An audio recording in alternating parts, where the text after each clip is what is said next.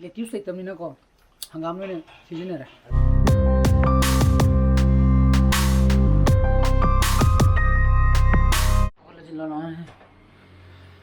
Good morning guys, welcome back to my channel. I've been khali ngarangi block number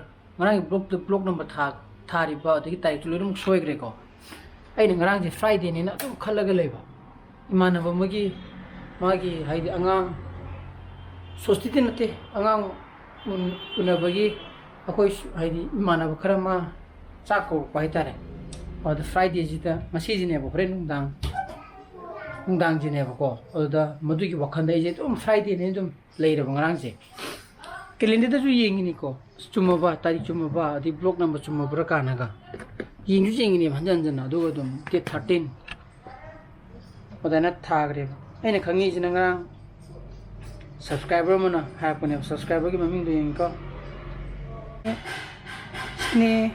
snehalata case hai to khangre mai spelling je mana har comment pe pone do ga ji halaga yu mukan da madana lal le rame ai si tan fajabe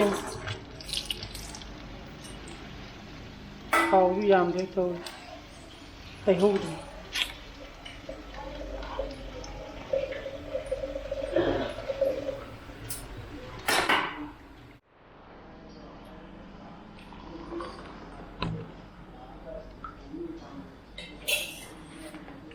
ai tan je fajare la sida kinoi tre phadiri tre adi tai thog la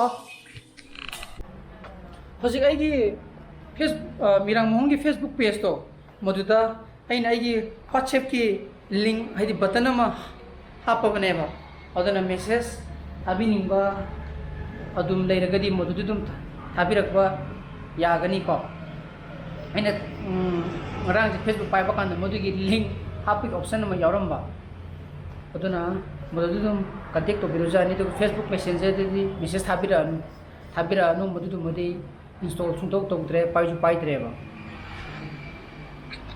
hoji phawda lucky winner je moi mari contact to bire kai dai ni thuiba tumira ba ha je lura ba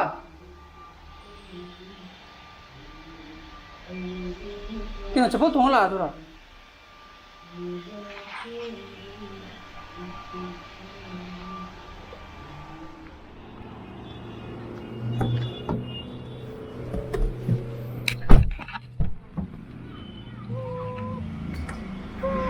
aduh mu yaura ba itu ngata na thindu piro ke mani oina halaji ne ka mani oina halaji ka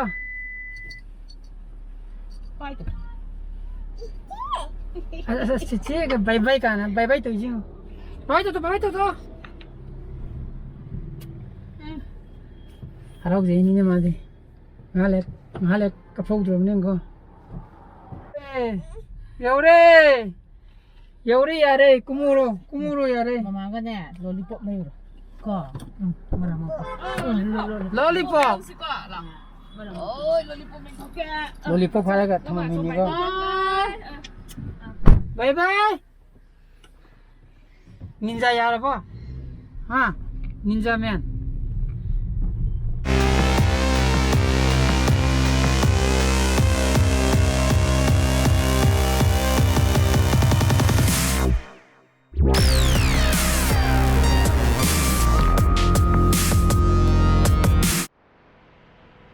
yumda yaure ba ai ni ma thada bi ore ma asi office kan gan chakena ma ngarang suti lo wai ta adugi adu chan pa ga hosik cha thok ke ngai ma tan cha da bne ba chaning de na adegi ai gi lucky 5 minutes to gi marung da ai hoji pung tam ta ta dore ni ama ni moi mari di paw phong na re ato ama phawdri ai sak to goina paw phong na re adu ga kai nimita haidi unaba lakpado haina ke to ko amadi hayeng la ani aduga amana hangchit la ani aduga amana December 1st week te ko ꯃꯥ ꯊꯕꯛ ꯈꯤꯇꯪ ꯆꯤꯜꯂꯦ ꯍꯥꯏꯕ ꯑꯗꯨꯕꯨꯗꯤ ꯀꯩꯁꯨ ꯀꯥꯏꯗꯦꯀꯣ ꯑꯩꯈꯣꯏ ꯃꯁꯦꯟ ꯍꯥꯏꯗꯤ ꯌꯥꯅꯔꯒ ꯂꯣꯏꯔꯦ ꯑꯗꯨꯅ ꯌꯦꯔꯨꯝꯅꯦ ꯍꯧꯒꯦ ꯇꯧꯔꯤꯁꯦ ꯌꯦꯔꯨꯝ ꯅꯠꯇ꯭ꯔꯗꯤ ꯆꯥꯅꯤꯡꯉꯥꯏꯁꯨ ꯀꯩꯝ ꯂꯩꯇꯦ ꯄꯥꯐꯣ ꯅꯨꯡꯗꯤ ꯆꯥꯅꯤꯡꯗꯦ ꯆꯥꯛ ꯇꯣꯛꯑꯦ ꯏꯆꯥꯅꯨꯄꯥꯗꯤ ꯆꯥꯍꯧꯔꯤꯕ ꯑꯗꯣ ꯑꯩꯒꯤ ꯁ꯭ꯀꯨꯜꯒꯤ ꯑꯣꯟꯂꯥꯏꯟ ꯀ꯭ꯂꯥꯁꯦꯁ ꯍꯧꯔꯅꯤ ꯍꯥꯏꯕꯗꯣ ꯑꯗꯨꯒꯤ ꯑꯩꯉꯣꯟꯗ ꯆꯦꯞꯇꯔ ꯄꯤꯔꯦ ꯑꯩ ꯆꯦꯞꯇꯔ 3 ꯐꯪꯉꯦ ꯑꯗꯨꯅ ꯉꯔꯥꯡ ꯅꯨꯡꯗꯥꯡꯁꯦ ꯂꯥꯏꯔꯤꯛ ꯄꯥꯕ ꯍꯧꯔꯝꯃꯤꯅꯦꯕ ꯀꯨꯏꯔꯦ ꯄꯥꯗꯕ ꯊꯥꯗꯣꯛꯈꯤꯕ ꯅꯍꯧꯅꯅ ꯑꯃꯨꯛ ꯄꯥꯕ ꯍꯧꯔꯦ ꯒ꯭ꯌꯥꯟ ꯇꯥꯗꯕꯁꯨ ꯒ꯭ꯌꯥꯟ ꯉꯥꯎꯔꯤꯗꯨꯅꯤꯀꯣ ꯒ꯭ꯌꯥꯟ ꯇꯥꯕꯁꯨ ꯒ꯭ꯌꯥꯟ ꯉꯥꯎꯔꯤ ꯑꯗꯨꯅ ꯄꯨꯟꯁꯤ ꯆꯨꯞꯄ ꯑꯗꯨꯝ ꯂꯥꯏꯔꯤꯛ ꯄꯥꯗꯨ ꯂꯩꯔꯝꯅꯤꯀꯣ ꯑꯣꯖꯥ ꯑꯣꯏꯕꯒꯤ ꯊꯕꯛꯁꯦ ꯊꯕꯛ ꯈꯟꯅꯅꯕꯒꯤ ꯂꯥꯏꯔꯤꯛ ꯄꯥꯕ ꯑꯃ ꯂꯥꯏꯔꯤꯛ ꯄꯥ ꯂꯥꯛꯑꯦ ꯂꯥꯏꯔꯤꯛ ꯃꯌꯥꯝ ꯇꯝꯃ ꯂꯥꯛꯑꯦ ꯑꯗꯒꯤ ꯊꯕꯛ ꯅꯨꯡ ꯈꯟꯅꯅꯕꯒꯤ ꯑꯃꯨꯛ ꯂꯥꯏꯔꯤꯛ ꯄꯥꯔꯒ ꯑꯃꯨꯛ ꯄꯩꯈꯥ ꯑꯃꯨꯛ ꯊꯥꯔꯦ ꯑꯣꯖꯥꯒꯤ ꯁꯤꯕꯨꯛꯇꯤ ꯃꯌꯥꯝꯒ ꯂꯣꯏ ꯃꯥꯟꯅꯔꯅꯤꯀꯣ ꯑꯗꯨꯒ ꯑꯣꯖꯥꯒꯤꯅ ꯀꯩꯗꯧꯔꯅꯤ ꯁꯦꯝ ꯄꯩꯈꯥ ꯊꯥꯈꯤꯕ ꯂꯥꯏꯔꯤꯛꯇꯣ ꯄꯩꯈꯥ ꯐꯥꯎꯅꯕ ꯄꯥꯈꯤꯕ ꯂꯥꯏꯔꯤꯛꯇꯣ ꯈꯜꯂꯛꯑꯒꯅ ꯃꯗꯨ ꯑꯃꯨꯛ ꯀꯟꯇꯤꯅ꯭ꯌꯨ ꯇꯧꯗꯨꯅꯤ ꯀꯟꯇꯤꯅ꯭ꯌꯨ ꯇꯧꯔꯤꯖꯨꯕ ꯁꯤꯁꯦ ꯄꯨꯟꯁꯤ ꯆꯨꯞꯄ ꯑꯗꯨꯝ ꯁꯤꯗ ꯂꯩꯇ꯭ꯔꯒꯅ ꯁꯤ ꯑꯗꯨꯝ ꯄꯥ ꯑꯗꯨꯝ ꯂꯩꯇ꯭ꯔꯣꯕꯅꯦꯕ ꯑꯗꯨꯅ ꯂꯥꯏꯔꯤꯛ ꯉꯥꯛꯇꯪ ꯄꯥꯈꯤꯒꯦ ꯄꯥꯅꯤꯡꯉꯤꯀꯥꯟꯗ ꯅꯠꯇ꯭ꯔꯗꯤ ꯃꯨꯠꯁꯦ ꯇꯛꯂꯣ ꯆꯦꯟꯖ ꯇꯧꯊꯣꯛꯈ꯭ꯔꯗꯤ ꯕꯦꯔꯥ ꯀꯥꯅꯦꯕ ꯁꯅꯥ ꯅꯠꯇꯦꯀꯣ this ꯁꯣꯝꯁꯦ ꯁꯤꯁꯦ ꯗꯥꯏ ꯇꯧꯒꯦ ꯇꯧꯕꯅꯤꯗ ꯅꯍꯥꯟꯃꯨꯛꯁꯨ ꯑꯩꯅ ꯍꯥꯏꯗꯅ ꯑꯩꯒꯤ ꯁꯝ ꯁꯪꯕꯒꯤ ꯕ꯭ꯔꯁ ꯇꯣ ꯃꯥꯡꯈ꯭ꯔꯦꯗꯣ ꯑꯗꯨꯅ ꯇꯨ ꯕ꯭ꯔꯁ ꯑꯣꯏꯅ ꯁꯤꯖꯤꯟꯅꯩꯅꯤꯀꯣ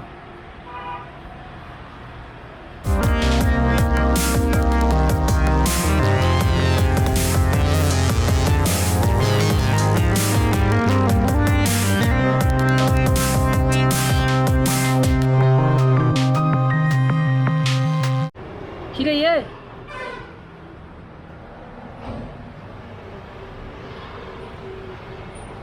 너 우리 상지 해보라 너 우리 상지 해보라 상지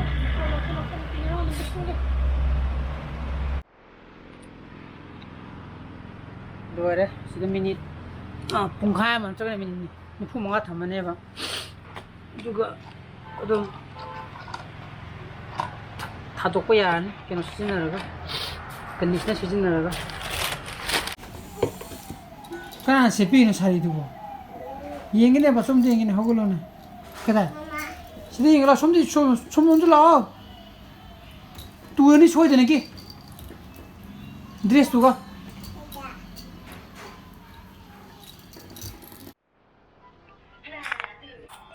ꯁꯤꯁꯤꯅ ꯑꯣꯀꯦꯒꯤ ꯃꯍꯤꯗꯨꯅꯦꯕ ꯍꯥꯏꯗꯤ ꯃꯍꯤ ꯊꯣꯡꯕꯗꯣ ꯉꯁꯥꯏ ꯀꯣꯕꯥꯅ ꯃꯥ ꯀꯦꯁ ꯆꯠꯄꯗ ꯂꯩꯔꯛꯄ ꯃꯥ ꯄꯨꯡ 1.5 ꯇꯥꯔꯝꯃꯅꯤ ꯃꯥ ꯂꯥꯛꯄꯗꯣ ꯑꯗꯨꯅ ꯍꯧꯖꯤꯛ ꯅꯨꯡꯊꯤꯟꯒꯤ ꯆꯥ ꯄꯨꯔꯛꯑꯅꯦꯕ ꯆꯥ ꯂꯣꯜꯂꯒ ꯑꯩ ꯅꯨꯄꯤꯅ ꯑꯃꯨꯛ ꯅꯪꯒꯤꯗꯣ ꯁꯥꯎꯟ ꯂꯩꯊꯣꯛꯑꯣ ꯑꯩꯒꯤꯁꯦ ꯏꯔꯨꯖꯒꯦ ꯇꯧꯕꯅꯦꯕ ꯏꯁꯤꯡ ꯊꯥꯗꯍꯧꯔꯤꯕꯀꯣ ꯑꯗꯨꯅ ꯁꯤ ꯑꯝꯇ ꯆꯥꯍꯧꯈꯤꯒꯦ ꯁꯣꯝꯁꯤꯗꯤ ꯀꯩꯅꯣꯝ ꯇꯧꯔꯝꯃꯦꯍꯦ ꯐꯥꯒꯤ ꯅꯠꯇꯦ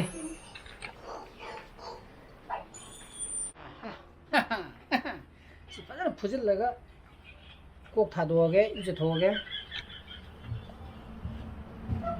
ꯁꯤꯁꯤꯒ ꯀꯣꯠꯊꯔ ꯆꯥꯊꯔꯒꯦ ꯂꯥꯛꯑꯣ ꯕꯨꯡ ꯂꯥꯛꯑꯣ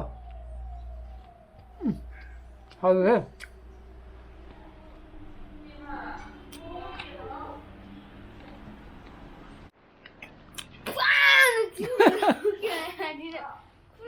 ꯑꯩ ꯅꯨꯄꯤꯒꯤ ꯐꯣꯟꯅꯦꯕꯀꯣ ꯁꯤ ꯃꯥꯒꯤ ꯑꯗꯨ ꯂꯩ ꯃꯥꯒꯤ ꯂꯩ ꯉꯥꯛꯇꯅꯤ ꯑꯩꯅ ꯅꯨꯡꯗꯥꯡꯗ ꯃꯥꯅ ꯌꯦꯡꯕ ꯂꯣꯏꯔꯒ ꯑꯩꯒꯤ ꯕꯦꯇ꯭ꯔꯤ ꯌꯥꯎꯗ꯭ꯔꯦꯅ ꯃꯥꯒꯤ ꯐꯣꯟꯗ ꯉꯥꯛꯇ ꯌꯨꯇ꯭ꯌꯨꯕ ꯌꯦꯡꯒꯦꯅ ꯃꯦꯠꯂꯨꯕꯁꯦ ꯂꯩꯒꯤ ꯉꯥꯛꯇꯅꯤ ꯊꯣꯛꯂꯝꯗꯣꯏꯁꯦ ꯔꯤꯀꯃꯦꯟꯗꯦꯁꯟꯗ ꯂꯩ ꯊꯥꯕ ꯈꯣꯠꯄꯒꯤ ꯂꯩ ꯁꯦꯝꯕꯒꯤ ꯁꯤꯗꯁꯨ ꯌꯦꯡꯉꯤꯁꯦ ꯑꯣꯏꯕ ꯁꯥꯞꯇꯨ ꯑꯗꯨꯝ ꯃꯠꯈ꯭ꯔꯦ ꯁꯥꯞ ꯑꯃ ꯃꯠꯈ꯭ꯔꯦ ꯍꯥꯏꯗꯤ ꯐꯪꯒꯤ ꯁꯥꯏꯠꯇꯣ ꯐꯪꯒꯤ ꯁꯥꯏꯠ ꯑꯗꯨꯗꯣ ꯂꯨꯄꯥ 100ꯒ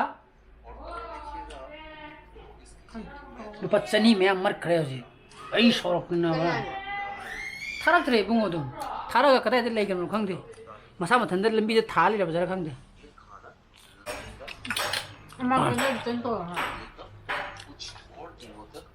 हेंजेल लौथोना लौथो लोरे मेसोंदगी चेंगिमनेबा मोय शिफ्ट तौर बकांदा पोतो मखम लां खंगद्रेबो जे मोय थाइद स्पीड पोस्ट जु नतेबा मोगी ट्रेकिंग आईडी दो इन खंगनेबा अदु होरेन तौतारे इरु जबर लोरे सिजने इरु अदुगा समजी जो set तौरे I am a bad man. Kana kita lawan kanga boleh, hasi kita. Gulsen grover. Nate? Mai silma boleh ni ya. Sao ya ni lepo juga? Ha? Si lepo juga. Pian cái cất cái đấy đây. Si dia. Amana mi ani hum. Sang sama kau. Amana mi ani hum. Kena tahu ya ni. Lupa kaya pina. Lupa kaya pina. Hala. Kaya dah pun ni lah.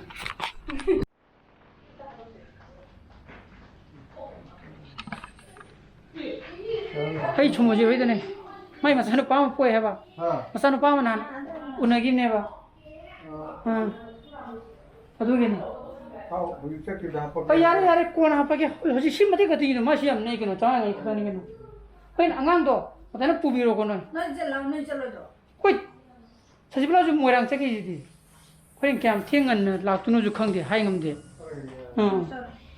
को बुंगो पंदा ये आगे ai nei je कोई now पा लोलंदो hayeng changi du ba adugi sana pa do moi ko ba ga frame tang club sa pada seminar na hai ri ko yu thieng aba I mana ma phone tok sele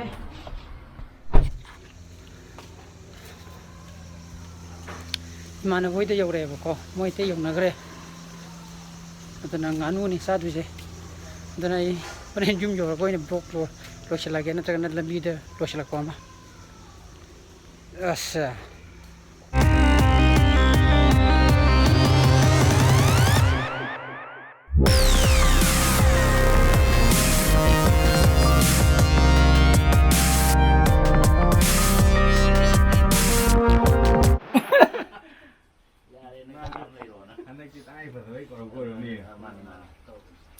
Sijina Iremba, Sijina Bisojit, Sijina Barun, aduga Sijina Robindro. Cook, Cook. Aduga Jumbudi, Tolotri ka. Buzari ni. dulu mesti na baru naik ke Mekah ni pada elektrik kita tahu kita orang Hangi.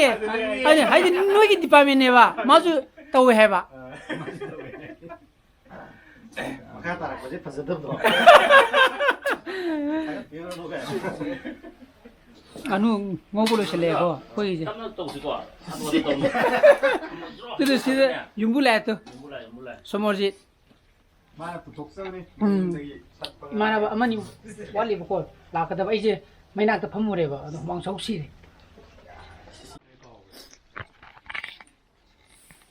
le tiu sai tamni na ko hangam ne season ra Ini nambil na sih. ko ije hangam thi ba chali ni ko hangam ga ko la ga sa gi ne le tiu si phang dre khara ari ba tawu Ai bau tu no betul sih. ai pa yo ro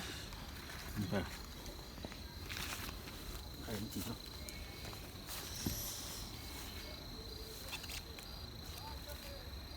atu hauni ahum sore Siapa tahu selaluan kamu yang aduna ngasi gi blog de matang zero senjara ge gi blog su pami bo thog di like to biramo anabu video so bega subscribe to biramo kon gi sana phase le video so please be safe and be healthy bye bye good night choo bye bye ye sadore ko adu gi ne bye bye